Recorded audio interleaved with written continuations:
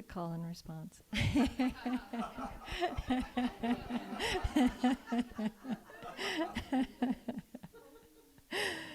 Good morning, everybody. What a great morning. It feels like a beautiful, beautiful vibration in here. And good morning to everybody on Zoom. This sounds a little softer than usual, Michael. Maybe just a little bit more volume. I like to talk softly. I get all dreamy in my meditations. This morning, I chose for my subject to focus on the subject of karma and grace. And you know, there's a lot of views about what karma is. It's a word that's used a lot more commonly these days. You hear it on late night television. You hear it in the news. You probably heard there's a new restaurant that just opened in town here called Karma. Yeah, they don't have menus. You sit down at the table, and there's a little sign that says, "You will get all you deserve."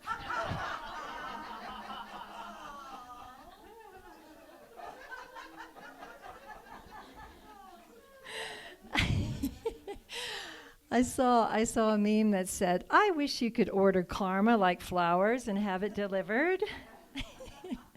There was another one that said, "I wish karma had a tip line." But it's so funny how humans like to attribute personal traits to physical laws. But fortunately, the laws of the universe are neutral. They're neutral, and they're not punishing, and they're actually there to support our evolution. And certainly, we all have a sense of wanting justice. We have a need to see that there is justice in this world. It's important for us to feel that life is fair.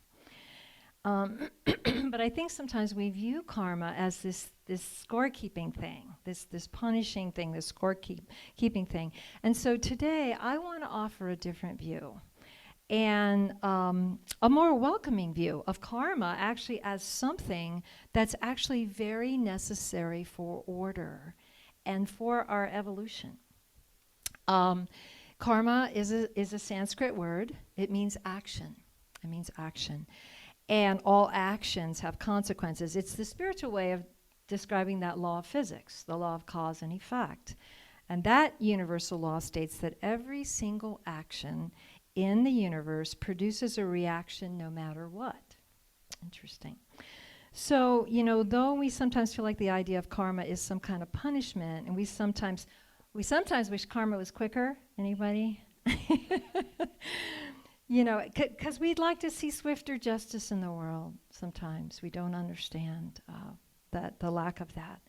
But I do want to propose the idea of seeing karma as benign and even possibly as a blessing. Because think of it, without there being a reaction to our actions, how would we learn? How would we grow in our understanding of right and wrong? How could we evolve? We learn about life by acting and having responses to our actions. Mothers and fathers know this well, right? If you have children, you know very well that, as a little child, you learn through your actions and responses to your actions. If you have a cat, and you're a little kid and you pull the tail of the cat, you're likely to get scratched, right? The pulling the tail is the cause, and the getting scratched is the effect. And there's a lesson. There's something very valuable in that experience of cause and effect. What's the valuable teaching? Don't hurt animals. Don't pull their tail or any part of their body. Right? So that's an important lesson that comes through the law of cause and effect. As any loving parent knows, sometimes children, they need challenges. They need difficulties because it allows them to experience some of the consequences of their decisions, of their actions. We learn early on that if we're loving and kind, if we're generous, if we share our toys, we're likely to have toys shared with us, right? We're likely to have loving kindness returned. We learn the golden rule, right? That's probably the earliest ethical teaching worldwide. It's very universal. There's a neat poster. Do we have that poster here? We do? Where is it? In the entry. Look on your way out. There's this wonderful, I know Norman Rockwell made one of these golden rule posters, and he took, I don't know if that's the one we have, but he just took, the golden rule teachings from every religion, from all the world religions. They're all really similar, and they're teaching the same thing. So, what's the one you know?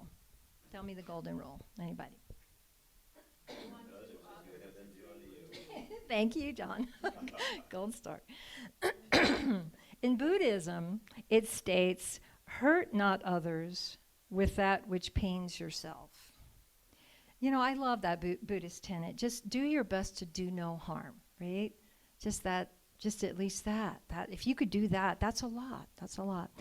From Christianity, the longer version in Scripture, all things whatsoever ye would that men shall do to you, do you even so to them, for this is the law and the prophets, which is from St. Matthew. But my favorite is Confucianism, and it says, is there any one maxim which ought to be acted upon one's whole life? Surely the maxim of loving kindness is such. Do not unto others what you would not they should do unto you. So all the religions have the golden rule. And when you think about all world religions, the study of all world religions, there's basically two things they share. They share how you experience the mystical. They share how you experience oneness, how you experience union with the divine, whatever you want to call it, the source. And they teach you how to live on the planet. They teach you ethical teachings, moral teachings, the 10 Commandments, right? The Buddhists have lists of everything, right? The 8 Noble Fold Path, the 5 mindfulness trainings. I mean, they've got all these ethical teachings. There's the Patanjali's yoga, the 8 limbs of yoga. It's all about how we live ethically. It's about how we live in this world as love and how we live the golden rule. In Buddhists, they call it how we live skillfully versus unskillfully. So the law of cause and effect helps us develop our values. And it's how we learn whether our actions have a good cause or a bad cause, right? A good effect or a bad effect. So there's a story about this king. And this king invited 3 of his ministers to come to court. And when they arrived, he gave each one of them a bag, a big, giant bag. And he said, now go and fill this up with fruit. So the ministers all ventured out. And the first minister, he thought, well, this is a request from the king. So I'm going to fill up this bag with the best fruits I can find. And he took his time and he filled up the bag with all these delicious fruits.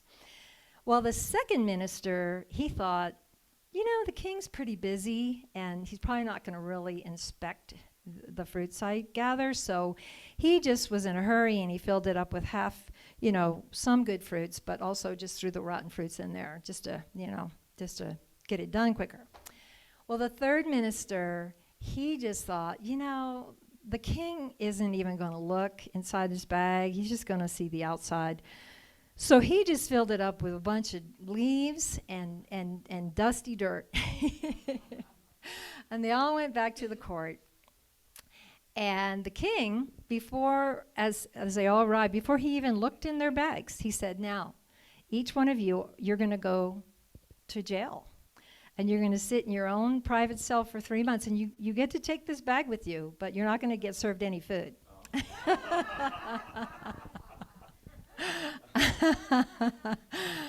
So the first minister was in pretty good shape. He had a lot of really nice fruits, and for 3 months, it was a 3-month stay. He was fine, and he got to eat all that good fruit.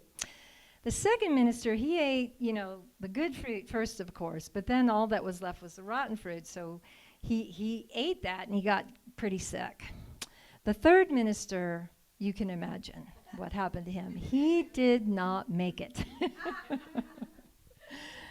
So the moral of the story is that as you sow, so shall you reap, and that our actions are a cause that will in turn bring an effect. And this law plays out whether anyone is watching, anyone's aware, anyone witnesses our actions. It's a law that's part of the physical world that promises justice and balance and order. In Hinduism, the doctrine of karma is a way that they explain injustice, but it doesn't justify it. That's really an important point. It doesn't justify injustice. It doesn't mean that we shouldn't do everything that we can to support what is just and to stop what is unjust. That's our karma. That's our dharma. And then, in both Hindu and Buddhist tradition, karma is described as the sum of a person's actions in this and previous states of existence, viewed as deciding their fate in future existences. And so karma goes hand in hand with the idea of reincarnation, right? And interestingly, Charles Fillmore, the founder of Unity, he believed in reincarnation. In Unity's Statement of Faith, number 22, it reads, this is fascinating, it reads, "We believe the repeated incarnations of man to be a merciful provision of our loving Father, to the end that all may have the opportunity to attain immortality through regeneration as did Jesus." Wow. And he continues. This is really amazing. He wrote, Charles Fillmore wrote, "Death is a dissolution of body, not of soul and spirit. We believe in the rebirth of the same spirit and soul in another body here on earth." Did you know that? Yeah, I knew that, Fillmore, he was very attracted to Eastern religion. Unity is very interfaith. And he really loved Vivekananda, who was Ramakrishna, one of India's greatest saints, his greatest student. So he spent a lot of time with Vivekananda, so I think he was probably influential. But the Fillmores believed, as do the Eastern religions, that we accrue karma as we live lifetimes, and that we become free of karma by realizing our divine nature fully, as Jesus did, as many great masters did. So you might ask, why does it, and this is the question, why do bad things happen to good people? It's why do good things happen to bad people? It's the age-old question. And this whole week, I wanted the deepest, most, the wisest answers I could find. And I must have read 6 different views from kind of 6 different theologies, and nothing satisfied me. And that's how deep it is. That's how mysterious it is. Like, I just felt like nothing is quite enough to answer that question. But I can offer, I feel like I can offer some insights that might be helpful, and I just invite you to, just open your mind and heart to what is the deepest truth of this, because it's deep. I would say that this world of form is a world of density and slowness.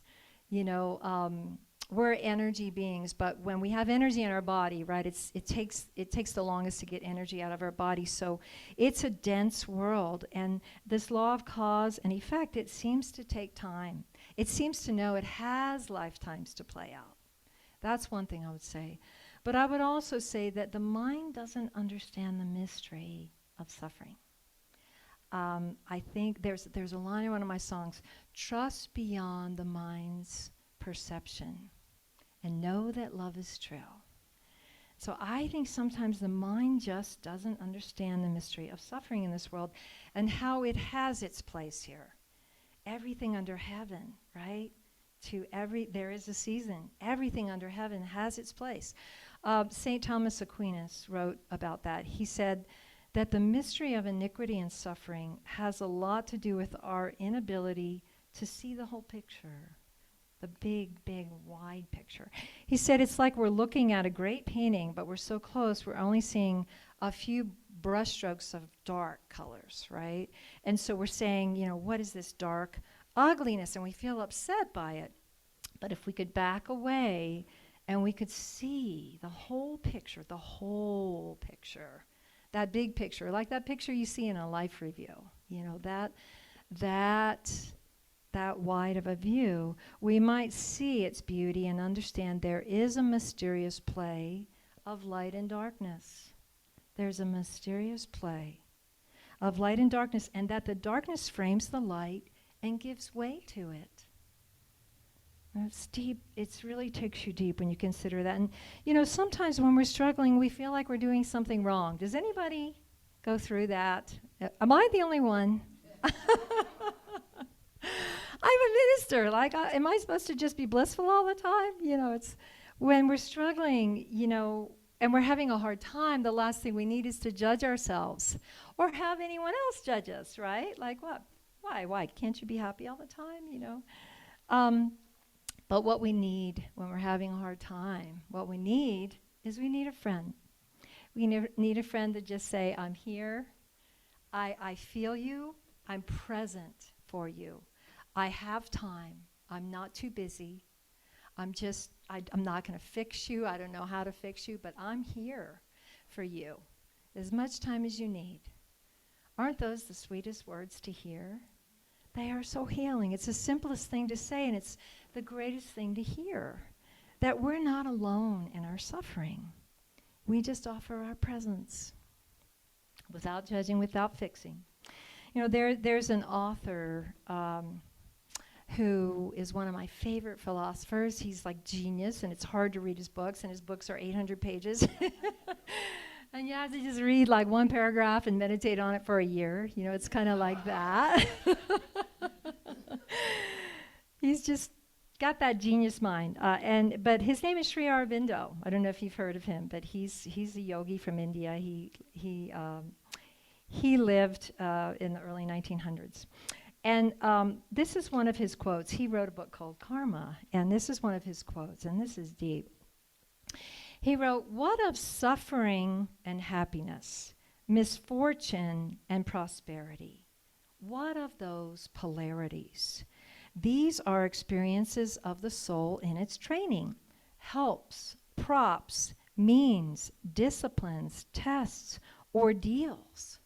Indeed, suffering may often be regarded rather as a reward to virtue than as a punishment for sin, since it turns out to be the greatest help and purifier of the soul struggling to unfold itself."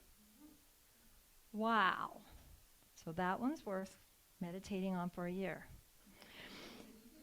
And it's a relief. To me, that's a relief to hear that, because instead of beating ourselves up because we're having a difficult time, maybe we're in the middle of a great training, right?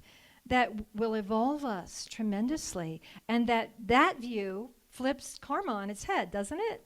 It just kind of flips it upside down. He looks at suffering that we all go through as a reward, because he says it turns out to be the greatest help and purifier of the soul struggling to unfold itself. We tend to really judge suffering. We make it into an enemy. And we do that with fear too. And yet I feel like they have their place in our evolution. And that's kind of what I want to get at today. So when you're facing hardship, you might consider it could be a blessing in disguise to serve you in becoming more loving. I remember when I broke my knee, I had never noticed everyone in a wheelchair before that. I had never noticed everyone walking with a limp and a cane before I broke my knee. And then after I did, I noticed everybody with a limp. I felt a kinship with them. I felt all this compassion for them. I felt all this, just caring about them. They had been invisible in a way before, and then they became very visible. So that was serious growth. And I would have never chosen to break my knee to have that growth. But now I'm glad I had that growth, and I have that greater compassion. So maybe, sometimes our hardship is a blessing to help us become more loving and understanding, more compassionate, to be able to have more equanimity, to be more free. So as I was writing this talk this week, I had an eye infection, a cracked tooth. I couldn't sleep very well, and I had to move again. And while I was going through this week, I was writing this talk, and this talk was really helping me, and I just really felt like, you know, trust in this, even though it's hard right now. I know, in Unity, there's a great focus on how we create our reality. I've got lots of songs about that. But I think sometimes that people's view is too shallow if we think that when we have challenges, we're doing something wrong. And I think that's beating yourself up with the golden metaphysical hammer. Maybe, the way it is will serve us well. And we'll realize that later on, like I did with my knee, right? Because I do believe there is a purpose for everything under heaven. And that includes our challenging experiences. It does. I think of Nelson Mandela. He was such a good, incredible man and soul. And, very evolved. And yet, what life brought to him was 27 years in prison. That's what life brought to him. That was an integral part of his life journey. So it's kind of a mystery, isn't it? I think of Jesus. He only lived 33 years.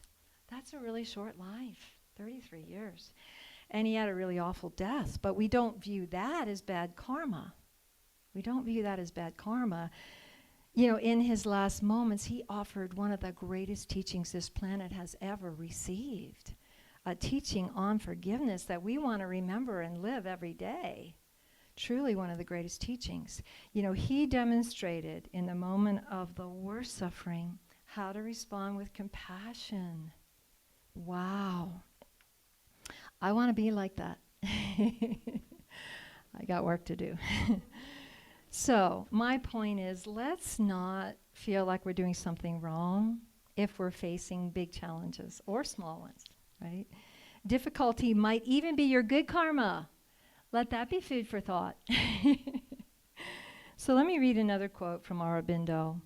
He wrote, "To regard adversity merely as the stern award of a judge, the anger of an irritated ruler, or even the mechanical recoil of evil causing evil, is to take the most superficial view possible of God's dealings with the soul and the law of the world's evolution."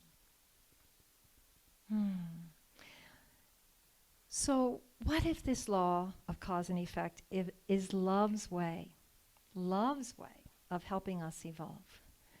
What if it is not punishment at all, but love blessing us with teachings for growth?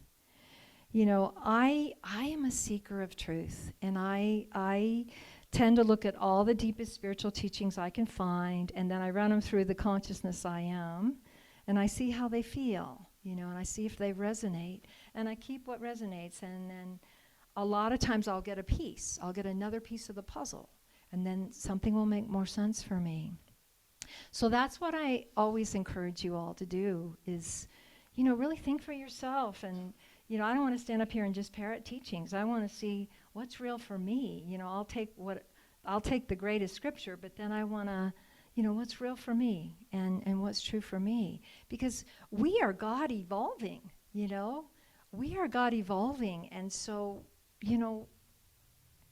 there's greater truth to discover. I feel like we're all moving forward, ever expanding.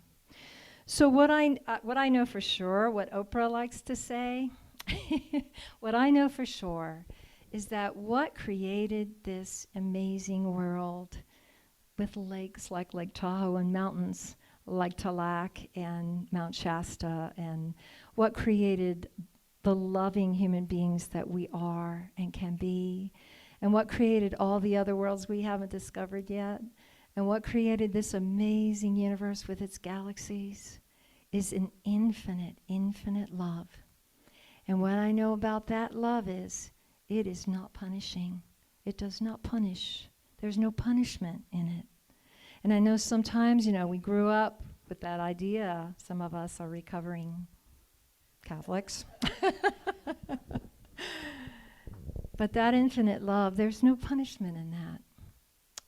There's a law of cause and effect, but it's not punishment. Now, one thing I want to say before I end this talk, though, is that there is this thing called grace. There's this thing called grace, divine grace. Because I think when you talk about karma, you have to talk about grace. Because though we have physical laws in this world of form, grace is that mysterious thing beyond form. Grace is that divine mystery that transcends not only form, but the laws of form. Grace transcends the laws of form. And all the great masters express the possibility of grace overcoming physical laws. All the masters teach that. Jesus talks about that kingdom of heaven all the time. Amma talks about it. The Buddha talks about it. There is grace that is beyond physical laws. And so karma is not written in stone. And our free will and our divine grace, our free will and divine grace can change the course of events in our life. So there's that.